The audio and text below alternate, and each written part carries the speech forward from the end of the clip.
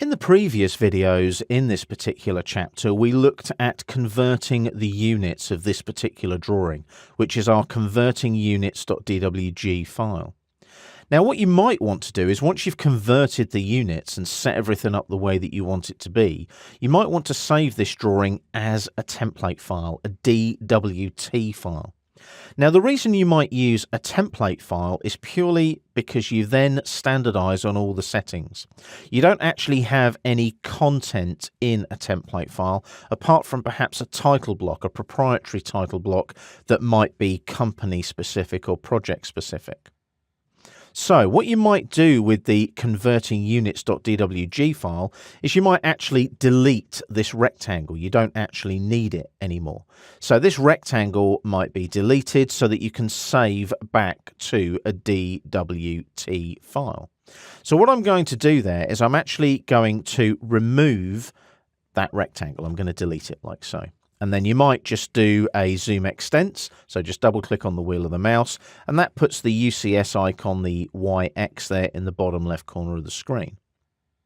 Now, if I want to save this as a template file, what I would do is normally go up here to the application menu or the save as there on the quick access toolbar. Save as tends to be quicker. So we click there like so.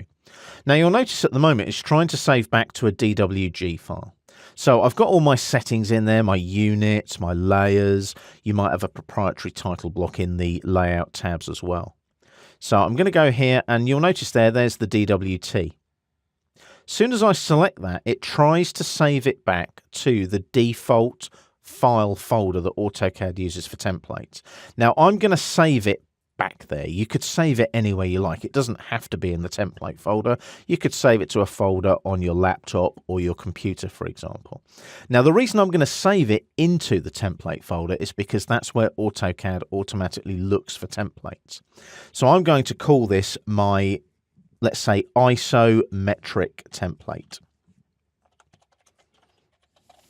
Like so. And you can see there it's a DWT file, like all these other DWTs there in the template folder. So I'll click on Save. As soon as I do that, the template gets offered a description. So we'll call it a metric ISO template.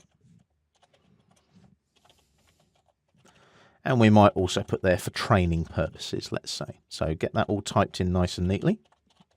So it's a metric ISO template for training purposes. The measurement, it says, though, is English. We need to change that to metric so that AutoCAD knows it's a metric template as well. Now, the new layer notification you don't need to worry about. We're not going to cover that in this particular course, but what it does is if you bring in a template into a new drawing sometimes, you may find that any unreconciled layers might pop up and come up in the Layer Properties Manager at a later date. And you get a little prompt come up on the screen about that. But you don't need to worry about that in this particular course. So if I click on OK now, you'll see that that file has changed. Can you see up there it's now a template file? I'll just click on the Save icon just to shorten that so that all we can see is the file name. Now that's all been saved. So what I can do is I can close that now. And it takes me back to the AutoCAD Start screen. Now, when you're in the AutoCAD Start screen, if I click here, Templates, it takes me to a list of templates in that template folder. If I scroll down the list, there's my isometric template. I click there like so, starts a new drawing. There's my layers, as you can see, from the drawing, but it's a new drawing, a new DWG file that I've created from the template. And you'll also notice, can you see that it's metric coordinates as I move the mouse around as well? There's no inches in there anywhere where I converted the drawing previously as well. So that's how quick and easy it is just to set up a template file from an existing AutoCAD drawing.